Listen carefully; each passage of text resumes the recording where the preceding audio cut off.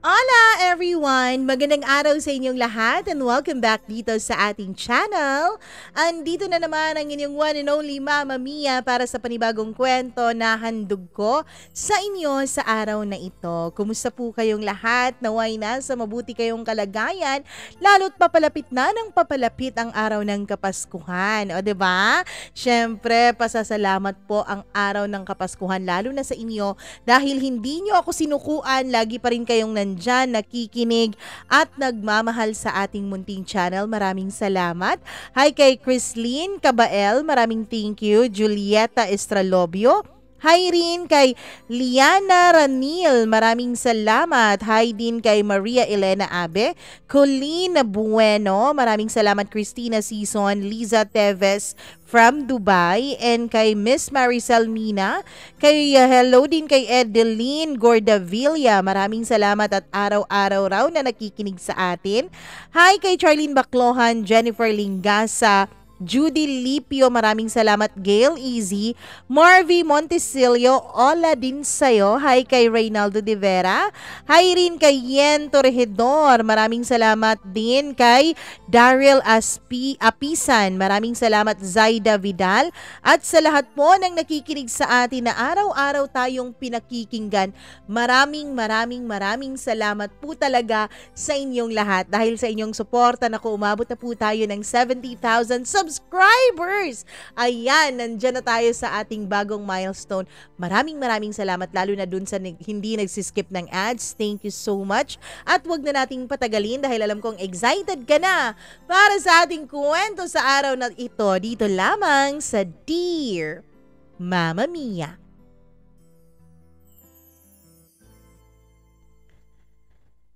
Sino nga ba ang dapat mong piliin? Yung mahal mo na umalis pero nagbalik? O yung taong laging nandyan at kailanman ay hindi ka iniiwan? Dear Mama Mia, good morning po o good noon o good afternoon o good evening sa inyong lahat.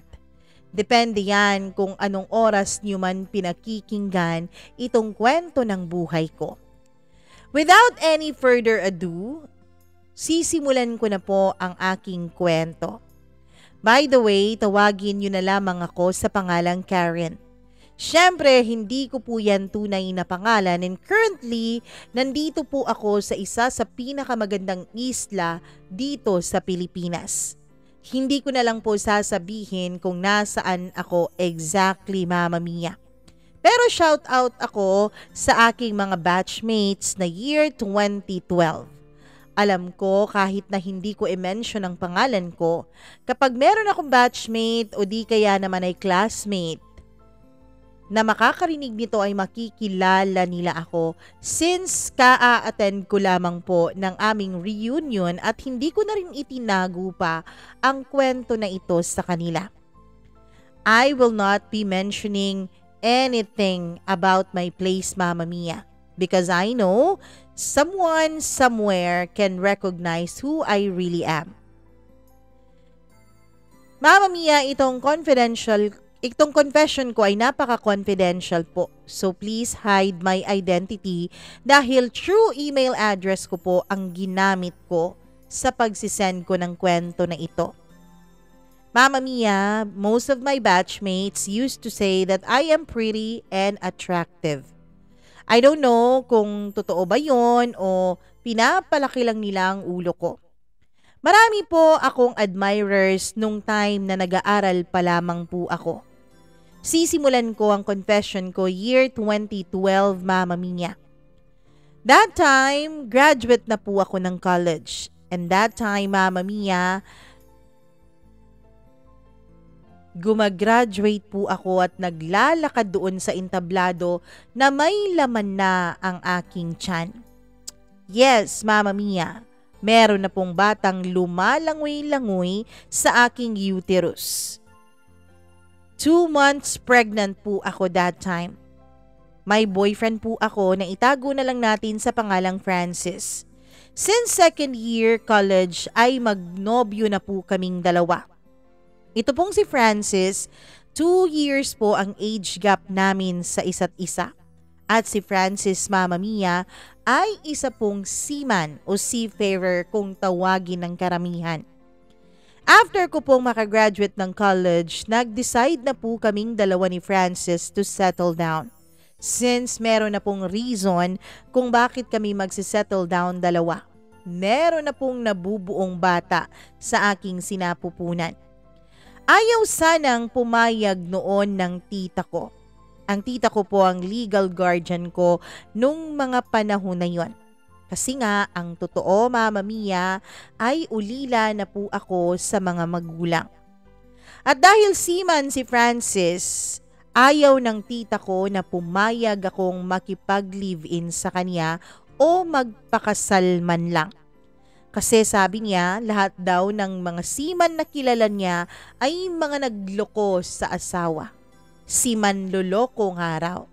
Hindi raw natatakot ang mga ito kahit pa kasal kayong dalawa. We all know that most of the seamen were cheater. Yun ang pagkakaalam natin. But I strongly believe that Francis was different from them. Mama Mia, naniniwala po ako na wala naman po sa profesyon ang pagiging manloloko. Kahit pa nga wala kang trabaho, kahit pa nga tambay ka lang sa kanto, kung pipiliin mong magloko ay magloloko ka talaga. Kung manloloko ka, magloloko ka talaga kahit san ka pa ilagay ng Diyos sa mundo. And aside from that, Mama Mia, ayoko pong matawag ang baby ko na bastardo o bastarda. Ayoko pong sabihin na lumalaki siyang walang ama. Ayokong tuksuhin siya ng kanyang mga magiging kalaro. So kahit ayaw ng tita ko, kahit tutol na tutol siya, I said yes to Francis and we got married. Mama Mia, meron po kaming masaya at tahimik na pamilya. Kasi ramdam na ramdam ko talaga na mahal ako ni Francis at alam ko rin na mahal niya rin ang kambal naming anak. Oo, we had our twins, Mama Mia. Puro mga lalaki ang twins namin na pinangalanan namin sa pangalang Clint and Clyde. I could say that Francis was a husband material to me and a very good father figure to our babies. Grabe, committed na committed talaga siya sa pamilyang binubuo naming dalawa. Siya ang naglalaba, naghuhugas ng pinggan, nagluluto at tumutulong din sa pagbabantay at pag-aalaga ng aming mga supling. Thankful talaga ako noon dahil siya ang binigay sa akin ng Diyos na makakasama ko sa habang buhay. Masaya palang magkaroon ng kumpletong pamilya. Ng totoong kumpletong pamilya. Mama Mia, nagdesisyon kaming dalawa ni Francis na sa bahay na lang nila kami maninirahan. Total naman nag-iisang anak lang itong si Francis at napakalaki naman ang bahay nila. Kaya pumayag ako sa suggestion niya na dun na lang kami maninirahan para iwas na rin sa gastos sa pangungupahan. Patay na nga po pala ang mama ni Francis. Matagal na. Sundalo din ang kaniyang ama. Itago na lang natin ang kaniyang ama sa pangalang Papa Ford at paminsan-minsan lamang po ito kung umuuwi ng bahay nila. At dahil nga only child lang si Francis at wala naman po silang malalapit na mga kamag-anak sa kanila, ay naisipan ni Francis na kami na lang ang tumira sa kanilang bahay para hindi na lang daw ito panahanan ng kung ano-ano. Mama Mia, naging masaya naman ako sa bahay na yon. Hindi ko naman na-experience yung mga sinasabi nilang mahirap makisama sa mga in-laws. Siguro nga dahil halos wala na akong in-laws. Patay na ang mother-in-law ko at ang father-in-law ko naman ay paminsan-minsan lang kung umuuwi ng bahay. Kaya kung tutuusin ay parang sariling bahay na rin namin ni Francis ang kanilang bahay. Lumakbo pa ng mabilis ang mga buwan, Mama Mia, at dun na nga kami naninirahan sa bahay nila. At masasabi ko namang tahimik, peaceful, at maayos naman at wala naman pong problema sa paninirahan namin doon. Hanggang sa dumating ang araw na may sinabi si Francis sa akin na labis ko pong ikinabahala. Mama Mia, kung hindi ko po nalilimutan, ganito po ang naging takbo noon ng aming usapan. Han, may sasabihin sana ako sa'yo. Panimula ni Francis na dun pa lamang ay medyo kumabog na ang dibdib ko. Ano naman yun, Han? Tanong ko sa kanya. Han, babalik na ako ng barko.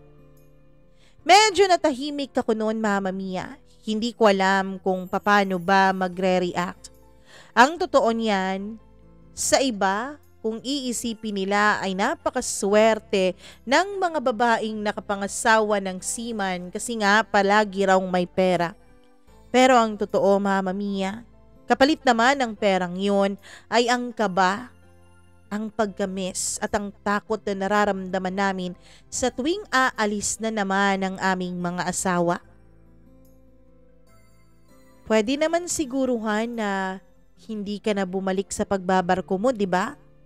Suggestion ko sa kanya. Han, itong pagbabarko ko, para rin naman sa atin to at sa ating mga anak. Promise, Han, ito na talaga ang last kong sakay ng barko. Pagkatapos nito, magnenegosyo na tayo. Dito na tayo at palalakihin natin ng sabay ang ating mga anak. Han, pwede bang dito ka na lang? Pakiusap ko pa rin sa kanya, Mama Mia, dahil ayoko talaga na mawala siya sa amin. Hindi naman po kami naghihirap kasi may kaya naman ang pamilya ni na Francis. Please, Han, payagan mo na ako. After all, para rin naman ito sa future ng family natin, sa future ng mga bata. Ayoko kasi na umabot tayo sa punto na mahirapan tayo. After matapos itong kontrata ko na to, magtatayo tayo ng business natin para hindi na ako babalik pa ng barko. 2 years lang naman tuhan, sabi niya. Iniisip ko ng mabuti ang kaniyang mga sinasabi, Mama Mia. Oo nga't mamimiss ko siya. Oo nga't ayokong nalalayo siya sa akin, pero narealize ko rin naman na tama siya. Para rin naman to sa aming pamilya.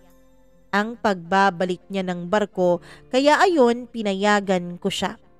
2 taon ang kontrata niya sa barko, Mama Mia. And sa 2 taon na yon ay meron siyang tag-iisang buwan sa bawat taon na bakasyon. Hindi naman po naging madali. Mahirap. Totoong madali po ang pera sa mga ganong klaseng trabaho. Pero mahirap dahil nalalayo ka sa mga taong mahal mo. Hanggang sa natapos na rin sa wakas ang 2 taon. Ang 2 taon niyang kontrata sa barko. Masasabi ko na meron naman rin kaming mga magagandang naipundar dahil sa kanyang pagbabarko, Mama Mia. At nung umuwi na nga siya ay nag-umpisa na rin kami dun sa business na sinasabi niya. Hindi ko na lang po sasabihin kung ano ang negosyo namin pero legal naman po yun, Mama Mia. Hindi lang ako nag-expect na agad-agad na magbo-boom ang business na yon. Para bang binibless talaga kami ni Lord at sinasabi niyang wag na nga raw bumalik pa ng barko ang asawa ko. And thankful talaga ako, Mama Mia. Thankful ako dahil umasenso ang negosyong itinayo naming mag-asawa. Nakapatayo na rin kami ng sarili naming bahay. Nakabili na ng pangarap naming sasakyan at ng iba pang mga kagamitan. Life was good. Maganda, masaya, masagana. Ang business namin ay patuloy pa rin sa pag-unlad, Mama Mia, nung mga panahon na yon. Hanggang sa dumating ang year 2016. Kasabay ng pag-asenso ng aming negosyo ay may napapansin po akong nagbabago at kakaiba sa asawa kong si Francis. Nagbago na po ang kaniyang ugali mula nung umasenso kami. As in, masasabi ko po, Mama Mia, na ibang-iba na talaga siya sa Francis na nakilala ko. sa Francis na naging karelasyon ko at sa Francis na minahal ko. Buti pa nung nasa barko siya, Mama Mia, dahil may oras pa siyang tumawag sa amin at kamustahin ang aming mga anak. Pero nung nandito na siya, kung kailan kasama na namin siya, ay nawalan naman siya ng panahon para sa aming kambal. Puro pera na lang ang nasa isip niya, Mama Mia. Puro pera na lang ang kanyang inuuna. Until one day, may nabasa po ako sa cellphone niya na isang text message. Kung hindi po ako nagkakamali, ito po ang mensaheng ito. Namimiss na kita, Francis. Kailan ba ang susunod nating pagkikita? Mama Mia, ang mas nakakagulat pa ay lalaki po ang pangalan ng sender nung text message na yon dun sa kanyang cellphone. Mama Mia, malaki po ang tiwala ko sa asawa ko. Malaki ang paniniwala ko na kailanman ay hindi ako sasaktan ni Francis ng ganung uri ng sakit. Kaya Mama Mia, hindi ko na lang po yun masyadong pinansin pa. Hindi ko na lang po yun binigyan pa ng aking atensyon. Kasi nga, naisip ko, mahal na mahal ako ni Francis, alam ko yon. Hindi rin naman siguro niya ako aayaing magpakasal kung hindi niya ako mahal, hindi ba? Baka kasamahan niya lang yun sa barko. Baka kasamahan niya na naging sobrang close sa kanya. Siguradong sigurado din naman ako, Mama Mia, na hindi po bakla ang asawa ko. On the other hand, kahit pa i-deny ko, Mama Mia, ay may bumubulong po sa isip ko na baka babae yung nag-text na yon. Tapos lalaki lang ang inilagay ni Francis na pangalan nito sa kanyang cellphone para wag akong makahalata. Pero kahit na gano'n ay mas pinili ko pa ring paniwalaan ang pagmamahalan naming dalawa ng asawa ko. Lumipas ang ilang linggo hanggang sa dumating ito ng mga buwan, Mama Mia. Dito ay napansin ko na rin ang unti-unting pagiging malamig ni Francis, hindi lamang sa mga anak naming dalawa kundi maging sa akin na rin. Nararamdaman kong malamig na ang pakikisama niya sa akin, Mama Mia. Hindi na namin ginagawa pa ang mga bagay na karaniwang ginagawa ng mga mag-asawa tuwing gabi. Malaya naman sana kaming gagawin yon dahil hindi naman iisa ang kwarto namin sa mga bata. Maganda naman at medyo may kalakihan naman ang bahay na pinatayo ni Francis para sa amin. Mama Mia, umaalis po si Francis tuwing hapon. Tapos gabing-gabi na ito kung umuwi. Kapag umuwi naman ito ay agad itong natutulog dahil pagod raw sa kanyang lakad. Nakakapraning mag-isip ng kung ano-ano.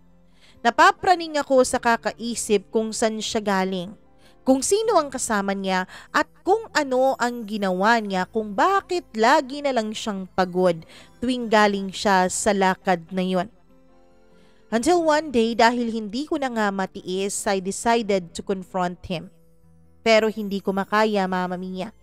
Hindi ko kaya ang kumprontahin siya. Wala din naman akong ebidensya maliban dun sa text message na nabasa ko na galing pa talaga sa pangalan ng lalaki. So naisip ko na lang na paano kaya kung sundan ko na lang ang asawa ko. Yes, I decided to tail him. Sinundan ko siya dahil gusto kong malaman kung saan ba siya pumupunta tuwing umaalis siya ng bahay namin at kung meron ba siyang ibang babaeng kinababaliwan. Hindi ko pa nga alam, Mama Mia, kung ano ang magagawa ko if ever man makumpirma kong may kabit ang asawa ko. Baka maputulan ko talaga siya ng kaniyang kaligayahan. Kahit na kinakabahan ako, kahit na nagdadalawang isip ako, ay sinundan ko pa rin siya. At may napalanga ako sa pagsunod ko sa kanya, Mama Mia. Pero, na-shock po talaga ako. As in, sobrang shock dun sa nalaman ko. Hindi ako handa sa natuklasan ko, Mama Mia.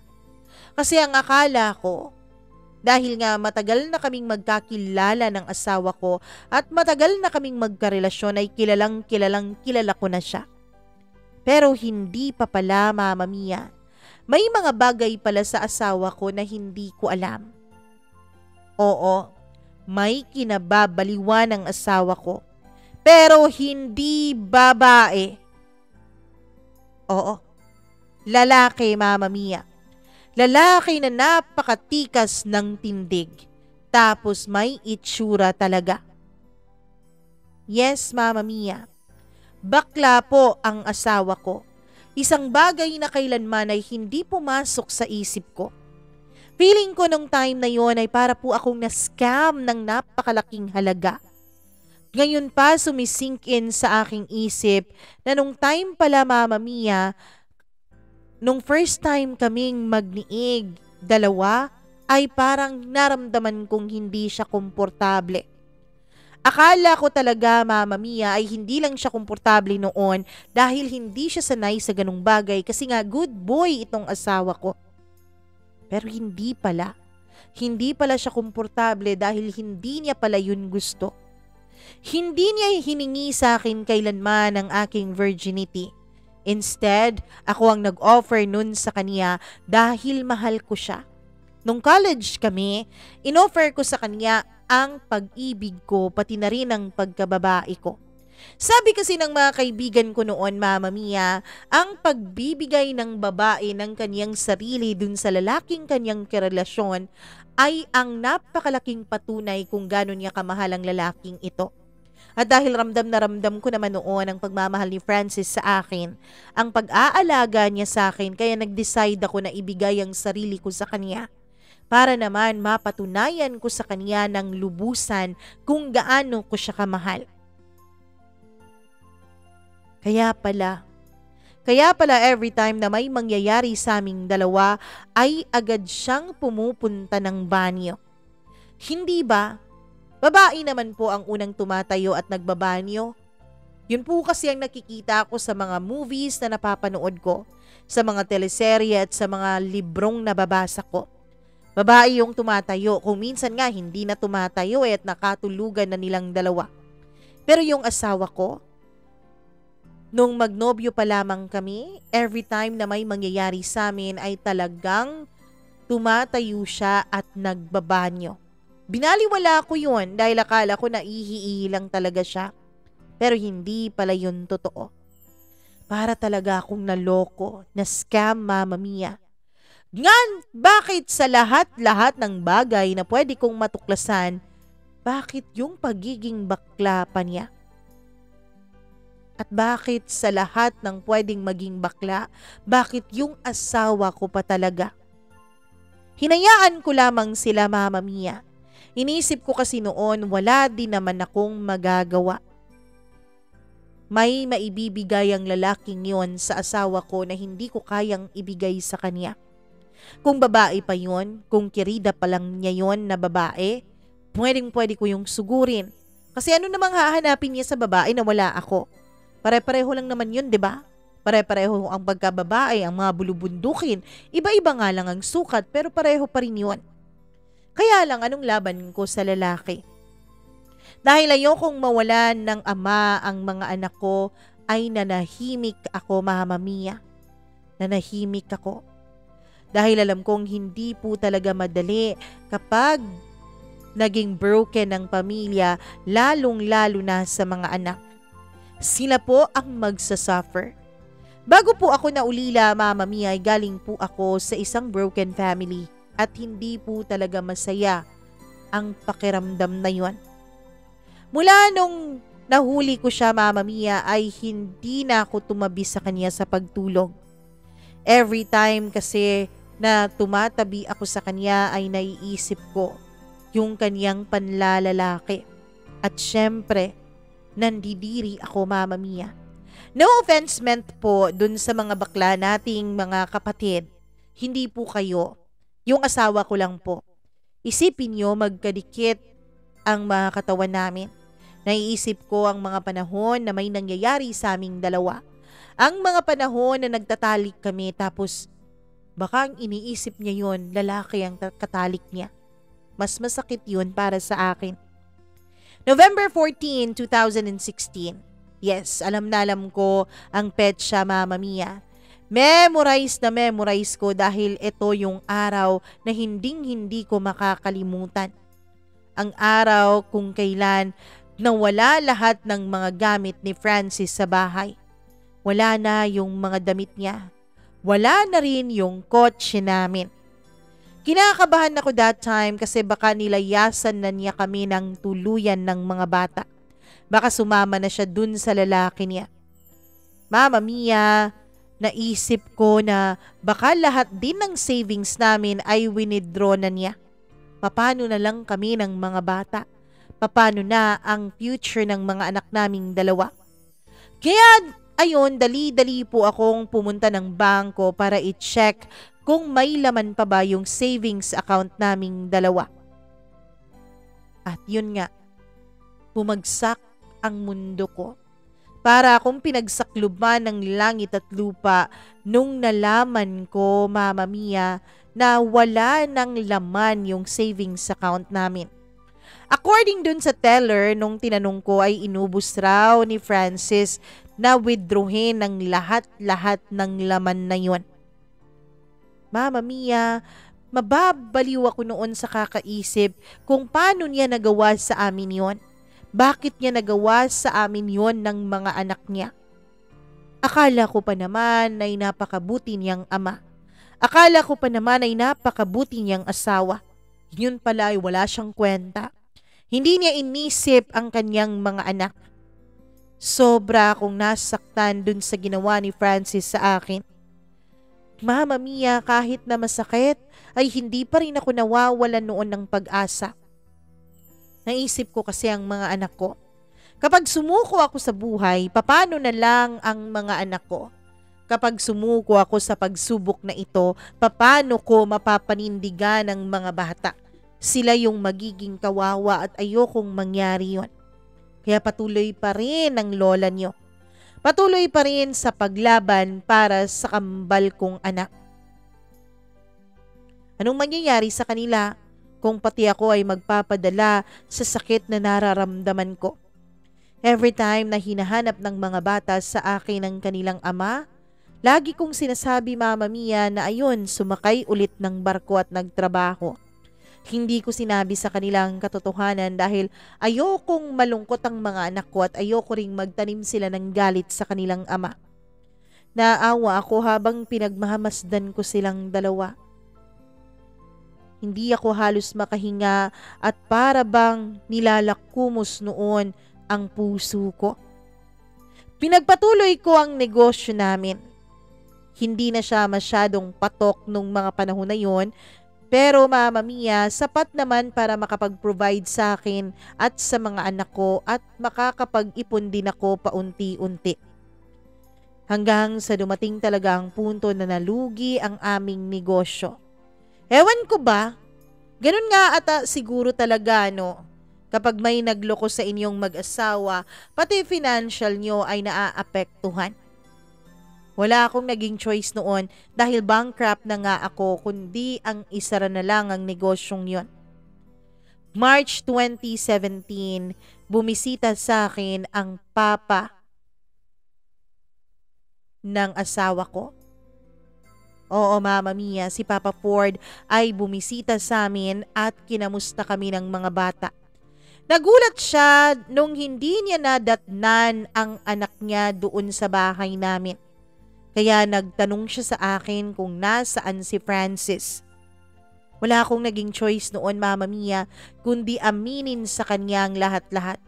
Total naman anak niya yun, di ba? Wala namang masama kung sabihin ko sa kanya ang kalokohang ginagawa ng anak niya. Galit na galit siya noon kay Francis. Sabi niya, nakakahiya raw sa kanilang angkan. Siya na isang sundalo, nagkaanak ng kaisa-isang lalaki pero bakla pala. Mama Mia, sabi niya nahiya raw talaga siya sa akin dahil sa ginawa ng kanyang anak sa amin. Sabi niya sa akin at babalik daw ang asawa ko sa amin ay gugulpihin niya raw talaga ito. Nag-promise sa akin noon si Papa Ford na kung ano man ang kailangan ko, Mama Mia, lalapit lang daw ako sa kanya. Responsibilidad na raw niya ang mga anak ko noon dahil ang anak niya na dapat ang responsable sa mga anak ko ay wala na at nagpakalayo-layo at sumama sa ibang lalaki.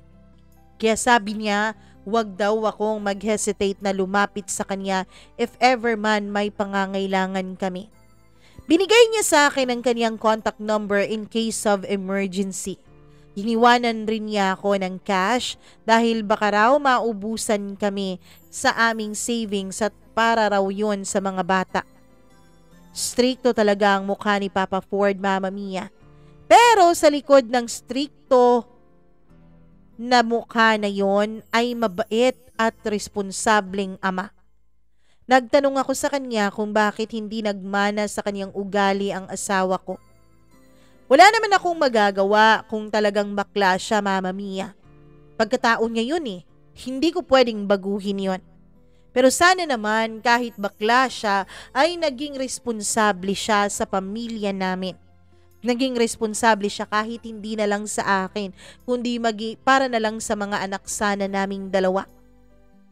Tanggap ko naman kahit na ano siya, Mama Mia.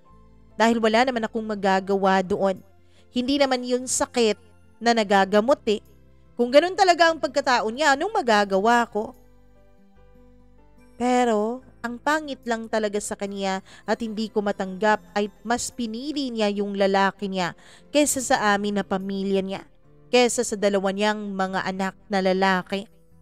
Iniisip ko noon, Mama Mia, kung umalis na lang sana siya at sumama sa kanyang lalaki, iniwan niya yung pera namin, iniwan niya yung sasakyan, matatanggap ko pa Pero bitbit niya lahat-lahat. August 2017, mas lalo talaga akong napuno ng galit noon para kay Franz, Mama Mia. Wala talaga akong kaalam-alam na yung lupa at lote pala na pinagtayuan ng bahay namin ay ibinenta pala niya, Mama Mia. Samantalang nandoon kami at nakatira ng kanyang mga anak. Doon ko lamang nalaman na hindi na pala amin yung bahay na yon nung pinuntahan na kami ng buyer. Nagulat na lamang ako dahil may bitbit na titulo at deed of sale ang buyer na yon para sa lote namin. Umiyak talaga ako ng umiyak. Umiyak ako sa sobrang galit na nararamdaman ko dahil sa ginawa ni Francis sa amin. Yung bahay na lang ang natitira naming kayamanan. Ngayon na wala na kaming bahay, saan na kami pupulutin ng mga anak ko? Saan na kami maninirahan?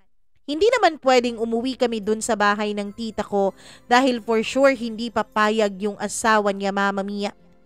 Ako nga noon kahit ako lang mag-isa ay may naririnig akong hindi magagandang salita mula sa tito ko na asawa ng tita ko. Paano pa kaya ngayon na 3 na kami? Mama Mia, ang inaalala ko talaga noong mga panahon na yon ay ang mga anak ko. Ayos lang naman sa akin, Mama Mia. Ayos lang sa akin na tumira sa kalsada. Tumira sa kalye, wala akong problema. Pero yung mga anak ko, naawa ako sa kanila.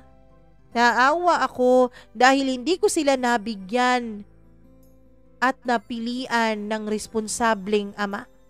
Nasakto pa talaga sila sa isang amang walang pakialam sa kanila. Yun bang feeling na ang sarap-sarap ng patayin nung walang kwenta nilang ama, nung walang kwentang tao? Binili ng buyer ang aming house and lot, Mama Mia, at 1.2 million po ang napunta na pera dun sa asawa ko. Sa kanya lang lahat. Mabuti na lang at mabait yung buyer at binigyan pa niya kami ng palugit na 1 buwan para makahanap ng bago naming titirhan ng aking mga anak. Siguro naawa siya sa akin, Mama Mia. Siguro naawa yung buyer sa akin dahil napaiyak talaga ako noon kahit nasa harap ko pa siya. Wala na akong ibang malalapitan noon.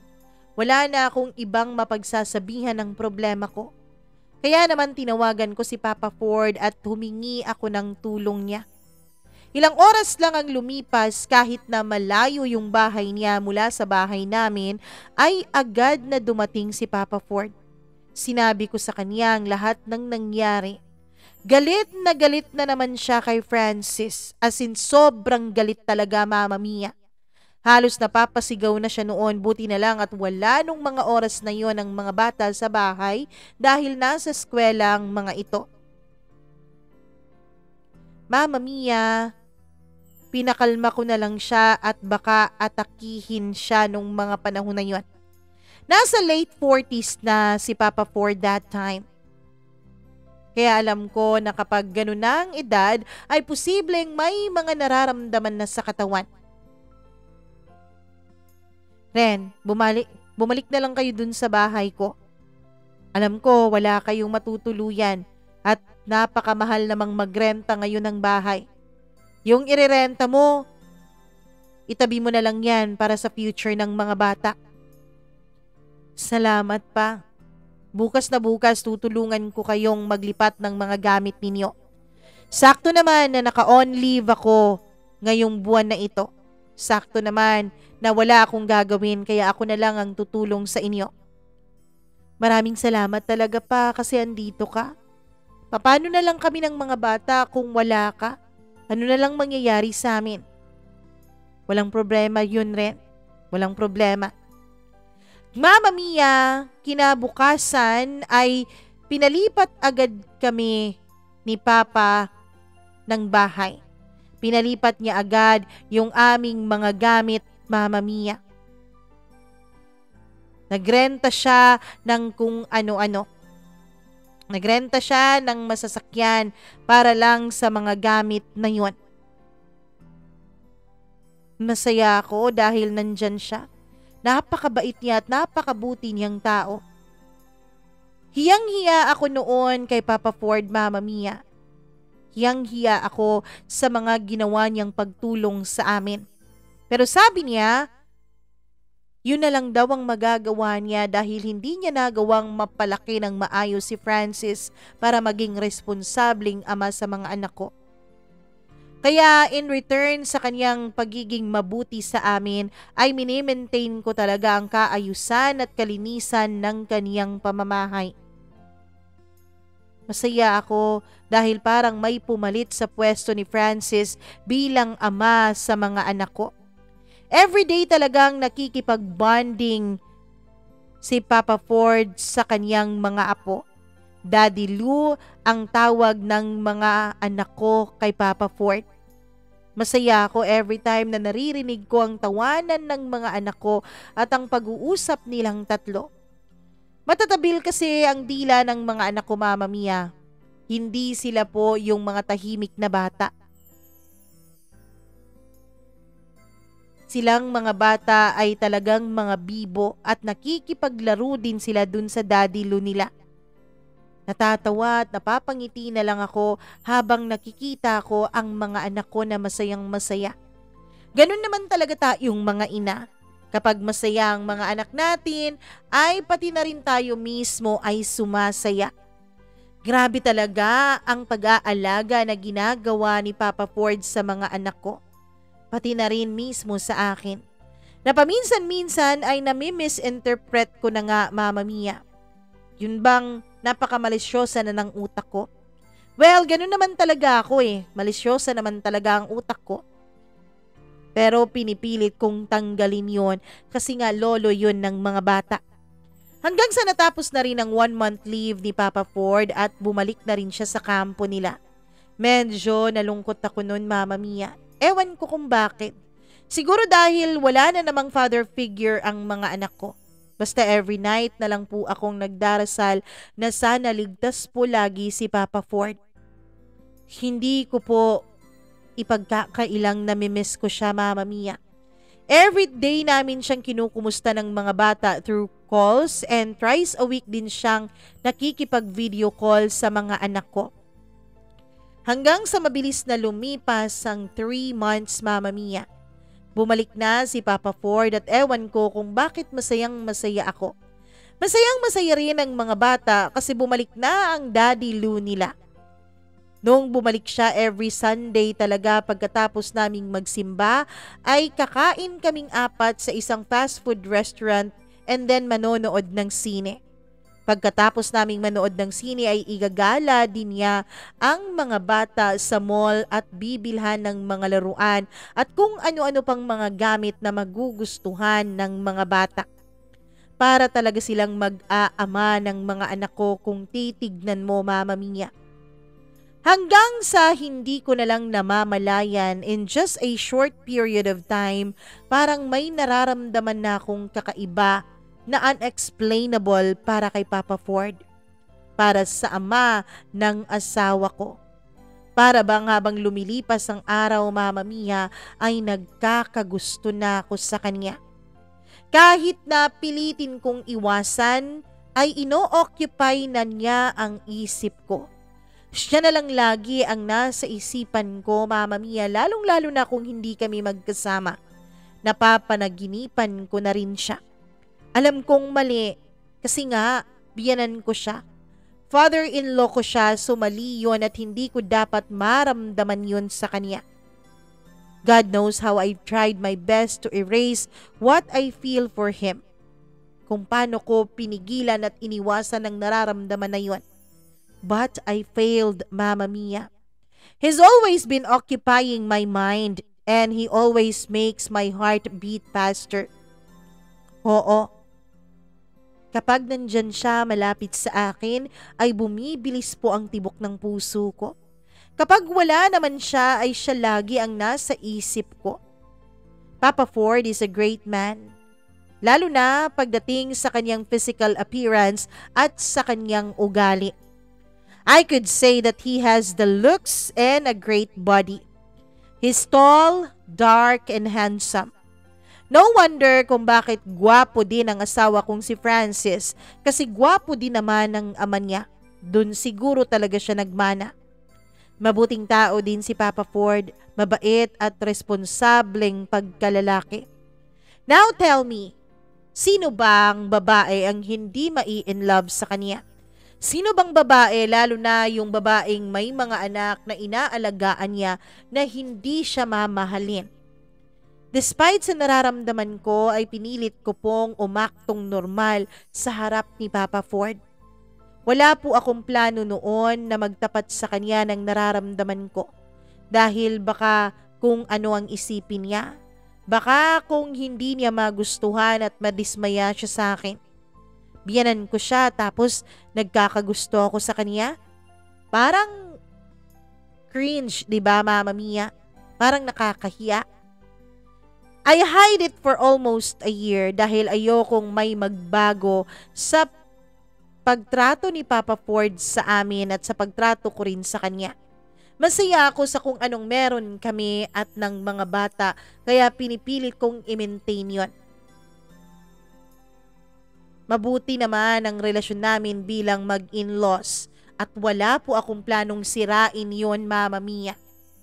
December 25, 2018, ito po ang araw din na hindi ko makakalimutan. Mama Mia, December 24 pa lamang, bispiras ng Pasko, nung nandun kaming apat sa mesa habang inaantay namin na mag-12 midnight. Excited na excited ang mga anak ko kasi excited din silang magbukas ng mga regalo mula sa kanilang Daddy Lou. Mahal nga niya ang mga anak ko at binibilhan ng kung ano-ano sa mall kaya na-excite noon ang mga anak ko kung gaano ba kaganda ang regalo sa kanila ng Daddy Lou nila. Yun bang lagi na lang silang nagtatanong kung anong oras na? Kung malapit na raw bang mag-12 dahil sobrang excited na talaga silang dalawa. Noong mag-12 na, Mama Mia, ay agad-agad silang pumunta doon sa Christmas tree at pinagbubuksan yung kanilang mga regalo. Masayang-masaya ang mga kambal ko. Kumain din kami noon ng aming handa sa Noche Buena. Para talaga kaming isang masayang pamilya nung gabing yon.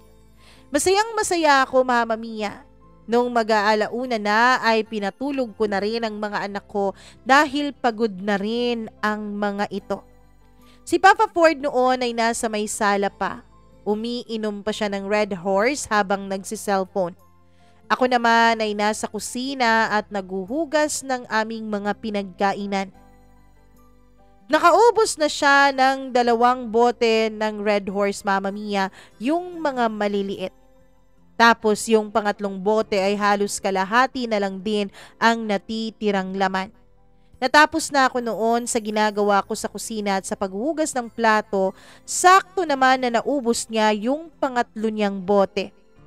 Magbubukas pa siya na siya, Mama Mia, pero pinigilan ka na siya nung mga panahon na yon. Tama na yan pa, bukas naman. Hindi pa nga ako nalalasing eh. Sabi niya na nakangiti sa akin. Tinignan ko siya ng mabuti, Mama Mia, at nung akmang tatayo na siya ay muntik pa talaga siyang matumba. Dahil siguro nasa isip lamang niya na hindi pa siya lasing, pero lasing na talaga siya nung mga panahon na yon. Parang tinamaan na siya ng kanyang ininom, kaya ayon, inalalayan ko na lamang siya. Inalalayan ko siya sa paglalakad papunta sa kanyang kwarto. Grabe, napakabigat niya kaya nahirapan din talaga ako sa pag-alalay sa kanya.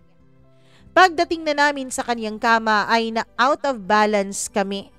Imbes na siya lang ang mahiga sa kama, Mama Mia, ay ako pa itong napahiga at siya ang nasa ibabaw ko dahil sa pagkakatumba naming dalawa. Kinakabahan ako noon at pinagpapawisan dahil awkward na awkward talaga ang posisyon naming dalawa noong mga panahon na yon. Hindi ko tuloy maiwasang mag-isip ng hindi maganda. Siyempre lalaki siya at babae naman ako. Parehas kaming dalawa na may pangangailangan ng aming mga katawan. Nung tinitigan ko siya, I could see on his face na pareho po ang aming mga nararamdaman. Pareho po kaming nag-crave ng pakikipagtalik sa isa't isa. Despite sa nararamdaman ko noon, despite sa kagustuhan kong hilahin ang kanyang batok at halikan siya, I pushed him away, Mama Mia. I decided to do that dahil alam kong kasal ako sa anak niya. Pero kahit na tinulak ko siya ay parang hindi naman siya natinag dahil sa lakas ng kanyang katawan. I was so shocked nung isiniil niya ang kanyang mga labi sa akin. Nung hinalikan niya ako na para bang uhaw na uhaw siya at gutom na gutom siya sa mga halik ko. Hindi na ako makapag-isip noon ng tama. But I remember clearly, Mama Mia, na ilang segundo lang ang lumipas nung ako naman ang humahalik sa kanya. Oo, gumaganti na ako noon sa mga halik ni Papa Ford sa akin. Kung gaano ka-intense ang mga halik niya sa akin ay yun din ka-intense ang binabalik ko sa kanya. Hanggang sa tuluyan na ngang bumaba ang halik niya sa mga leeg ko. Hanggang sa tuluyan na rin niyang tinanggal ang suot ko noon na t-shirt. Pati na rin yung bra ko ay bigla niya lang na-unhook, Mama Mia. Hanggang sa nakita ko na lang ang sarili ko na pareho na kaming dalawang hubot-hubad. Pareho nang walang mga saplot ang aming katawan. Hanggang sa umuungol na lang ako dahil naging isa na kaming dalawa. Ang susunod kong nakita ay si Papa Ford na ang nasa ilalim at ako na ang nasa ibabaw niya at umiindayog sa isang musika na parang kaming dalawa lang ang nakakarinig. To make the long story short, Mama Mia, nagniig kami nung gabing yon. Hindi pala gabi, kundi madaling araw. Hindi lang kami isang beses nagliig, kundi 3 beses pa. Oo, Mama Mia, nakipagtalik ako sa sarili kong biyanan. Pero kahit na nakakahiya kung isipin ng iba, wala akong hiyang naramdaman noon. Nakaramdam ako ng kaligayahan at fulfillment that time. Siguro dahil matagal na rin akong tigang. Siguro dahil matagal na ring walang gumagalaw ng katawang lupa ko at isa pa ay totoo talagang may nararamdaman na ako kay Papa Ford. But on the other side, Mama Mia, na guilty po talaga ako. Dahil may bumubulong-bulong noon sa isip ko na parang wala na kaming pinagkaibang dalawa ni Franz sa isa't isa. Pareho na kaming dalawang nagtaksil sa kasal namin. Matapos nung may mangyari sa aming dalawa ni Papa Ford ay nagdesisyon akong dumistansya sa kanya. Ako na lang po ang umiwas, Mama Mia. Sinusubukan niyang mag-reach out sa akin pero ako talaga yung umiiwas. Hindi ako komportableng pag-usapan naming dalawa yung mga nangyari sa amin nung araw mismo ng Pasko. January 2019, naaalala ko ulit. Ito kasi ang resume of class ng mga bata at nasa school na noon ang kambal. Kaming dalawa lang ni Papa Ford ang naiwan sa bahay. Kaya naman Mama Mia, grabe talaga ang ginawa kong pag-iwas-iwas sa kanya noon para wag lang kaming dalawang magkausap dahil hindi pa po ako handa nung mga panahon na yun na pag-usapan ng naganap sa aming dalawa nung araw ng Pasko. Hanggang sa na-corner na nga niya ako at wala na akong naging choice kundi harapin siya at kausapin na lang din siya. Ren, tungkol sa nangyari sa ating dalawa, halos 2 linggo na ang nakakalipas. Patawarin mo ako ha. Patawarin mo ako dahil hindi ko lang talaga napigilan ang sarili ko. Nagpadala ako sa emosyon ko. Nagpadala ako sa nararamdaman ko at nakainom rin ako noon ng alak. Pareho lang tayong dalawa na lumagpas sa linya pa. Pareho tayong dalawang may mali nung gabing yon. Kahit na rin, father-in-law mo ako pero may nangyari sa ating dalawa. Dahil sa kay Mama Mia, napagdesisyonan kong sabihin ko na lang din kaya kay Papa Ford ang tungkol sa nararamdaman ko sa kanya. Total naman may nangyari na sa amin. Naging isa na ang katawan namin. Nakita na naming hubot-hubad ang isa't isa kaya wala na akong dapat pang ikahiya pa sa kanya. Nangyari na ang pinaka-nakakahiyang pwedeng mangyari. Pa, may sasabihin sana ako sa'yo. Ewan ko kung maniniwala ka kung sasabihin kong in love ako sa'yo. Sa 1 taon at ilang buwan na nakita ko at nasaksihan ko kung gaano ka kabuting tao at kung gaano ka kabait, nasasabi kong may parte na sa puso ko na ikaw lang ang umuuko pa. Hindi na kita iniisip bilang biyanan ko, kundi iniisip na kita bilang isang lalaki na nagkalugar na dito sa puso ko. Okay lang kung ikagalit mo man itong pag-amin ko sa'yo, pero yun talagang nilalaman ng puso ko. Nagulat siya sa sinabi ko, Mama Mia. Halos hindi siya makapaniwala. At hindi ko rin in-expect kung ano ang naging sagot niya sa akin noon. Basta nagulat din ako. Akala mo ba ikaw lang rin?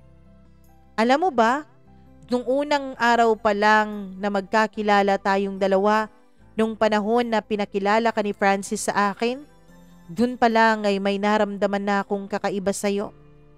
Yun bang parang mas gusto ko na ako ang nasa pwesto ni Francis at hindi siya. Pero pinili ko pa rin suportahan ang anak ko kasi alam ko na para ka sa anak ko at hindi ka para sa akin. Wag mo rin sanang masamain itong sasabihin ko sa'yo ha.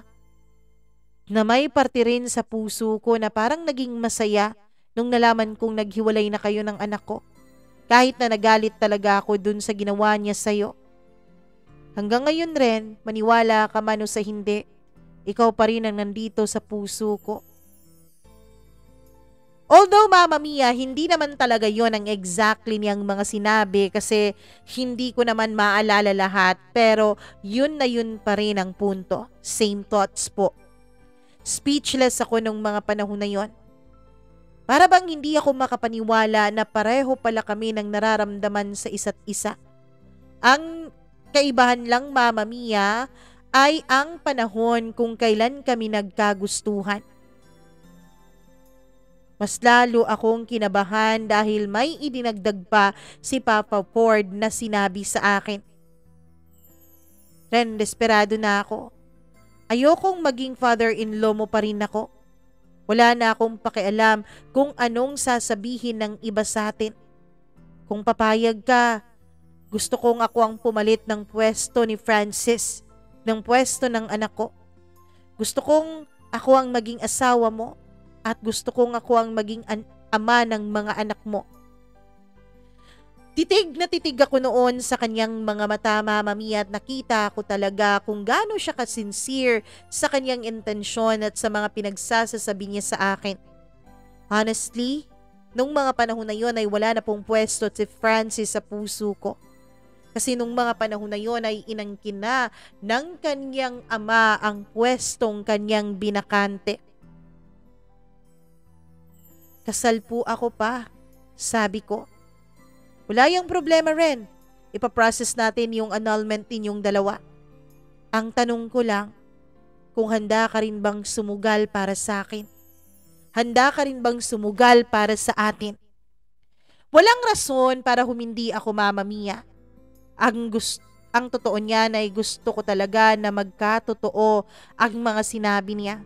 Gusto kong bigyan ng pagkakataon ng sarili kong maging masaya. Kaya umoo ako kay Papa Ford. Agad niya akong niyakap, Mama Mia, sa sobrang saya na kanyang nararamdaman.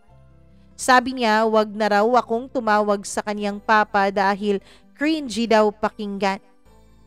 Pakiramdam raw niya ay mas lalo siyang tumatanda. Mas maganda raw kung Ford na lang ang itawag ko sa kanya. Kaya simula sa araw na yun, opisyal nang naging on ang relasyon naming dalawa ni Ford. Careful talaga kaming dalawa sa aming mga kilos, baka may mapansin ang kambal. Kapag nasa bahay ang kambal ay papa ang tawag ko kay Ford. Kapag kaming dalawa lang, syempre Ford na lang. From being in-laws, we change it into being a couple. Oo. Tatanggapin ko kung anumang mga panghuhusga na sasabihin ninyo dyan sa comment section dahil alam ko sa mga panahon na yon mali pa rin ang ginawa naming dalawa. We both crossed the line. We have a forbidden love affair. We both decided, Mama Mia, na sabihin at ipaliwanag na sa kambal ang status naming dalawa ni Ford. Alam namin na mahihirapan talaga kami sa pagpapaintindi sa kanila kasi that time ay 7 years old pa lamang ang kambal. Siguro bata pa po ang kanilang mga edad. Pero kahit na bata pa sila, alam kong ramdam nila ang pagkalito, Mama Mia. Naaalala ko pa one time nung narinig kong nag-uusap ang kambal. Na-miss mo ba yung papa natin, Bal? Nagulat ako sa tanong ni Clint kay Clyde.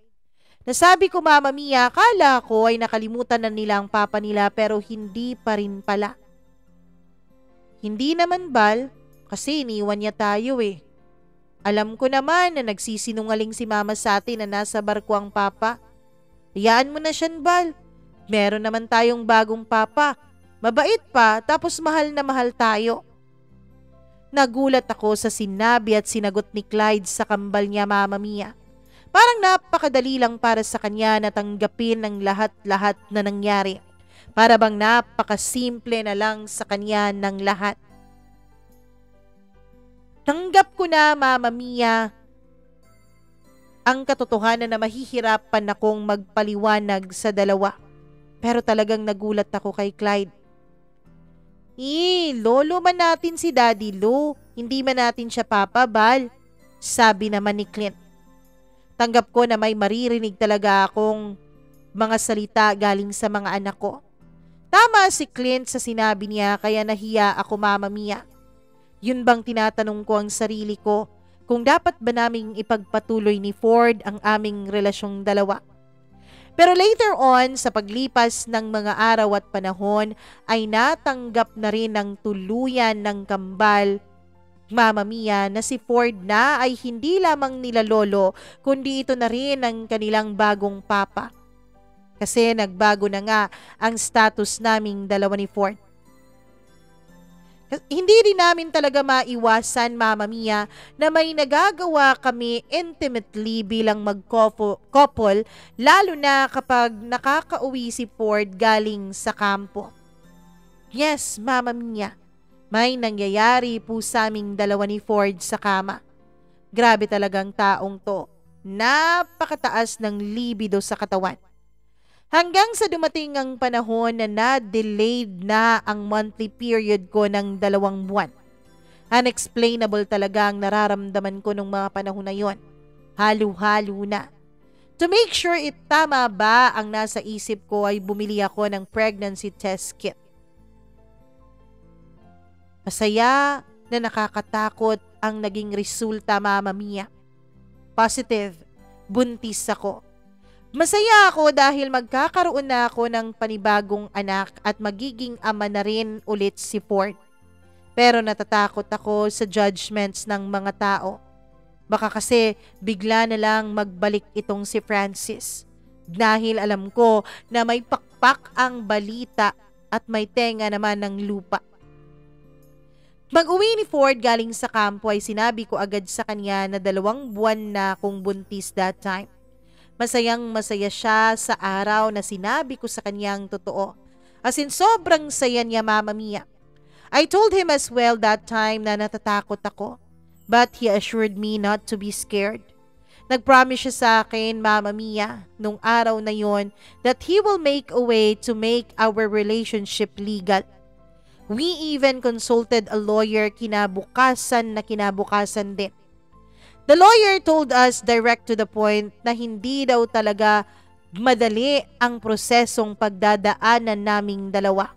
Lalo pat ex-father-in-law ko si Ford. Mama Mia, kahit na gano'n ay hinawakan ni Ford ng mahigpit ang kamay ko. Na para bang sinasabi niya sa akin na hinding-hindi niya ako iiwanan. Grabing mag-alaga si Ford sa akin dahil nga buntis ako. Committed na committed siya sa akin. Yun bang lahat ng mga healthy foods talaga ay binibili niya para ipakain sa akin. Minomonitor din niya ang vitamins ko. Kapag naman may pinaglilihian ako kahit na wala sa oras, ay handang-handa siyang kuhanin ito at i-provide sa akin. Hindi pa nga siya nakontento, Mama Mia. Nag-hire din siya ng all-around kasambahay dahil ayaw daw niyang mapagod ako sa bahay. Tumakbo pa ang ilang mga buwan hanggang sa dumating na ang araw ng kapanganakan ko. November 28, 2019. Yun ang araw na nanganak ako, Mama Mia. Hindi ako normal labor, as in CS talaga ako. Salamat sa Diyos at safe naman kaming dalawa ng baby ko. Dahil nga hindi namin pina-ultrasound ni Ford, ay excited na excited kami kung ano ba ang kasarian ng baby namin. Kung lalaki ba o babae. Baby girl kasi ang gusto niya, Mama Mia, kasi may mga lalaki na raw kaming anak. Ang kambal ko. At totoo naman, pinagbigyan naman siya sa kanyang hiling. Baby girl ang naging anak naming dalawa at manang-mana sa kanya. Napakagandang bata. Masayang-masaya si Ford habang tinitignan niya kaming dalawa. Nag-leave ng 2 months si Ford para alagaan niya kami ng anak namin. Grabe talaga siyang mag-alaga sa amin, as in ma-effort kung ma-effort, Mama Mia. Everyday na-amaze ako sa kanya at sa kanyang mga kilos at ginagawa. I can feel that he's truly, madly, and deeply in love with me. I can say that maybe there's a reason kung bakit nangyari ang lahat ng mga nangyari sa buhay ko. Dahil may mas darating pa pala na mas maganda, better pa kaysa kay Francis. What if una kong nakilala si Ford bago pa kami nagkakilala ng anak niya? Siguro may chance na kaming dalawa ang ikinasal at hindi ako naikasal kay Francis. Hindi sana ako masasaktan ng sobra noon dahil kay Francis. Hindi sana kami makakagawa ng mali dahil sa pag-ibig naming dalawa ni Ford sa isa't isa. Napakarami kong what ifs and sana sa isip ko noon, Mama Mia. Sa pagtakbo ng mga linggo at buwan ay naramdaman ko na ako na lang palagi ang pinag-uusapan doon sa lugar namin. Paboritong-paborito talaga akong topic ng mga marites at chismosa sa aming barangay. Tanggap ko na naman po ang judgments nila. Wala naman pong epekto sa akin yon. Hindi ko na lang po sila pinapansin, Mama Mia, dahil alam ko namang walang patutunguhan kung papatulan ko pa ang mga pinagsasasabi nila. I just let them be hanggang sa sila na rin mismo ang magsawa sa kakachismis sa akin. Okay lang naman sana, Mama Mia, kung ako lang ang kanilang chinichismis. Ang masakit lang para sa akin ay pati yung mga inosente kong mga anak ay nasasali dun sa topic nila. Nakakakulo talaga ng dugo. Akala mo talaga ay napaka-perpekto nilang mga tao kung manghusga ng kapwa. Kaya naman Ford decided to sell his properties on that place at lumipat kami sa malayo, dun sa lugar na walang nakakakilala sa amin. Nagpatayo siya ng sarili naming bahay. Nagpatayo rin siya ng mini grocery stores, Mama Mia, since marami pong tao yung nilipatan naming lugar. That time ay nag-early retirement na rin siya sa kanyang pagkasundalo at naging hands-on na rin siya sa amin at sa aming negosyo. We had a happy family already that time hanggang sa dumating naman ang panibagong problema. February 18, 2021, bumalik ang taong kahit kailan, Mama Mia, ay hindi ko mapapatawad. Ang taong kinalimutan ko na sana ng tuluyan. Ang lalaking nagbigay sa akin ng sobra-sobrang pasakit, hindi lamang sa akin kundi maging sa mga anak ko. Yes, bumalik si Francis, Mama Mia. Napakalaki na ng pagbabago sa kanya. Ibang-iba na siya kesa sa Francis noon. From his looks now, I can say na hindi po talaga siya healthy dahil sobrang payat na niya. As in payat na siya na para bang butot balat na lamang. Bumalik ang galit ko sa kanya. Bumalik ang inis ko. Hindi rin lumapit sa kanya ang mga anak naming kambal. Baka nga may galit din ang mga ito sa papa nila. Pinatuloy siya ni Ford sa bahay namin para magkausap kaming tatlo ng maayos. Kaming dalawa lang muna ni Francis ang nasa sala. Kasi nung mga panahon na yon, ang sabi ni Ford ay may dapat pa rin daw kaming pag-usapan bilang dati kong asawa si Francis. Ang kapal ng mukha mo? May guts ka pa talagang magpakita sa akin after ng mga ginawa mo? Ang kapal mo rin, ano? Mas lalo pa akong naggalit nung ngumiti lamang siya na parang ngiting demonyo. Wala tayong kaibahan rin. Pareho lang tayo ng ginawa. Mas ka pa nga kaysa sa akin dahil sarili ko talagang ama ang pinalit mo sa akin. Anong pakaramdam? Mama Mia, alam ko talaga na yun ang isusumbat niya sa akin kapag nagkita kaming dalawa. Pero handa ako sa magiging sagot ko. Hindi tayo magkatulad, Francis. Alam mo kung bakit? Yung sayo, ginawa mo dahil sa kakatihan mo. Mas pinili mo at inuna mo yung kati mo kesa sa ating pamilya. Inuna mo yung lalaki mo at pinabayaan mo kami. In short, wala kang kwentang tao. Alam mo ba, nagsisisi ako kung bakit ako nagpakasal sa'yo. Na sana una kong nakilala ang papa mo kesa sa'yo. Kung pwede ko lang ibalik lahat ng panahon. Si Ford sana ang una kong minahal at pinakasalan. Ang layo-layo mo sa kanya. Parang hindi mo siya ama dahil hindi mo namana yung kanyang pagiging mabuting tao. Literal na nanlaki ang mga mata niya sa naging sagot ko, Mama Mia. Ano siya? Wala siyang karapatan na sa pagsabihan ako ng ganyan. Wala siyang karapatan na insultuhin ako. Hindi pa siya nakontento at blinakmail pa niya kami, nakakasuhan daw niya kami. Ang kapal talaga ng mukha niya. May sinabi pa siya, Mama Mia, na mas lalo pang ikinakulo ng dugo ko. Wala kang kwentang ama. Tinuhog mo yung asawa ko. Anong feeling pa, ha? Masarap ba yung asawa ko? Agad ko siyang sinampal, hindi lang isang beses kundi maraming beses, Mama Mia, sa isinumbat niya kay Ford. Napakabastos ng bibig niya. Mabuti na lang at nasa school pa noon ang kambal, Mama Mia. Hindi talaga ako makapaniwala na nasabi niya yung lahat ng yon sa aming harapan. Nagsisisi talaga ako kung bakit siyang pinakasalan ko. Nagsisisi ako kung bakit hindi ako nakinig sa tita ko na wag magpakasal kay Francis. Wag na wag mong kakalimutang walang hiya ka na ikaw ang dahilan kung bakit nasira ang ating pamilya. Wag mong bastusin ang papa mo. Kasi siya ang sumagip sa amin. Siya ang tumulong sa amin sa mga panahong pinabayaan mo kami. Siya ang sumalo sa mga responsibilidad na dapat ikaw ang gumawa. Francis, umalis ka na. Umalis ka na habang nakakapagtimpi pa ako. At sana wag ka nang bumalik pa dito. Wag mo na kaming guluhin pa. Bilib na bilib ako kay Ford, Mama Mia, dahil napakakalmado lamang niya samantalang ako noon kulang na lang ay kainin kong buhay si Francis sa galit ko. After noon ay umalis din naman si Francis. Hindi ko talaga maiwasan na mag-alala at baka totohanin niyang sinabi niyang kakasuhan niya kaming dalawa ni Ford. Well, handa din naman akong harapin ang kaso na yon if ever man totohanin niya. I have Ford on my side, so wala akong dapat na ikatakot. Alam din naman ni Francis, Mama Mia, na kapag kakasuhan niya kaming dalawa ni Ford at makulong kami, responsibilidad niya ang kambal. Napaka-irresponsable nun. Takot yon sa responsibilidad. Sa ngayon, Mama Mia, ay patuloy pa rin gumugulong ang annulment case na isinampa ko kay Francis.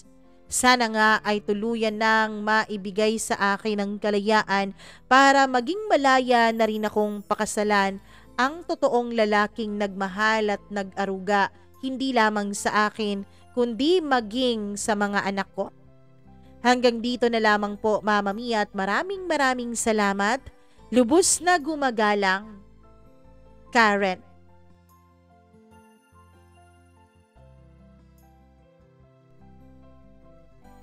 Grabe naman ang naging karanasan ni Karen.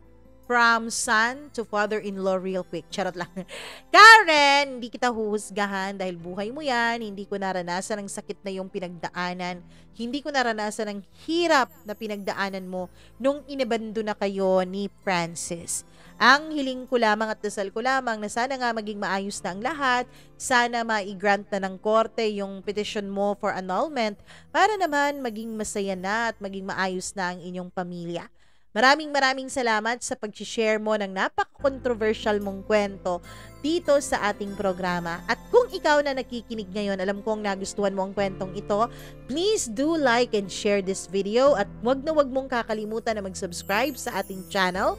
Mag-click din ang notification bell para lagi kang na-update sa tuwing may bago tayong video na inilalabas. At ito pa, kung may sarili ka ring kwento ng buhay mo, please do share that to us. Email ka lamang mamamiacdo0317@gmail.com. Ako pong muli ang nag-iisa ninyong Mama Mia.